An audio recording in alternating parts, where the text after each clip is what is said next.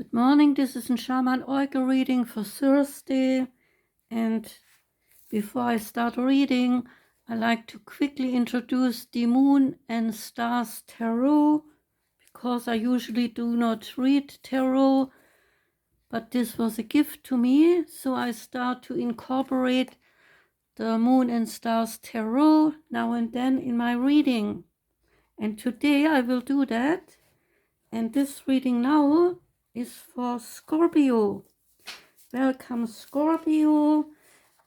And Scorpio, the Moon and Stars Tarot has the swords relating to shooting stars, because the swords, they are related to the mind, to divisions, collisions, and strife. And the cups, they relate to emotions, relationships, bonds, and clairvoyance. And so the cups, they are in this deck related to Supernova. And the ones, they relate to Nebula, because ones, they are creativity, devotion, spirit, and action. And Pentacles relate to the full moon. And Pentacles, they are related to finances, materialism, work, and home. That said, I start reading now. The card that came out for you from the Moon and Stars Tarot deck is Queen of Cups. And the Queen of Cups relates to empathy. And the keywords there are intuition, idealism, and stability. This queen is compassionate, caring, and loving, and she expects nothing in return when giving her love, as this is when she feels best, knowing how precious love is during time spent together. She is a female influence, so she could be a friend, a family member, or a partner of yours, and maybe idealistic, patient, and kind to you. She asks you to look into your divine feminine powers and look at the passion and beauty you have to offer yourself and those around you. So begin problem solving and start looking into your creative ideas and honor yourself. There is a moon message to this card.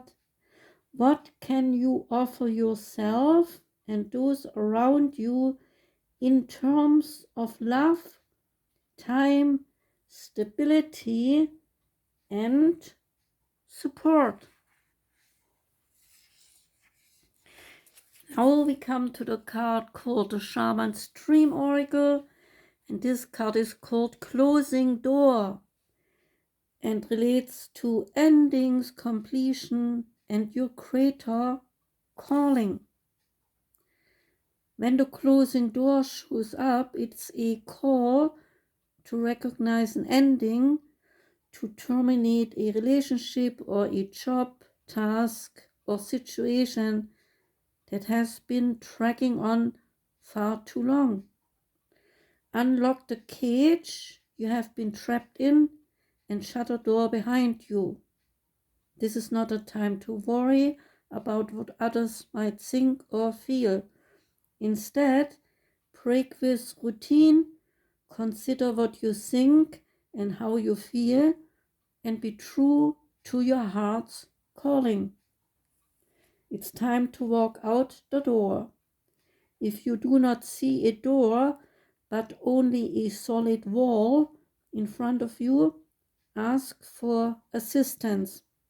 Muster the courage to say no more. Remember as well that no one else needs to be wrong in order for you to do what you have known you need to do for a long time. If the door to a project or a relationship has been closed to you, Stop knocking on it.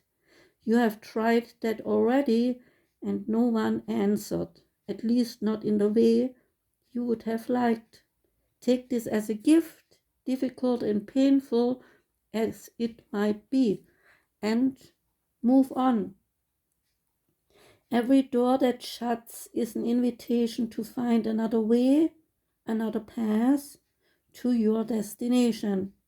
Better to recognize this earlier rather than later.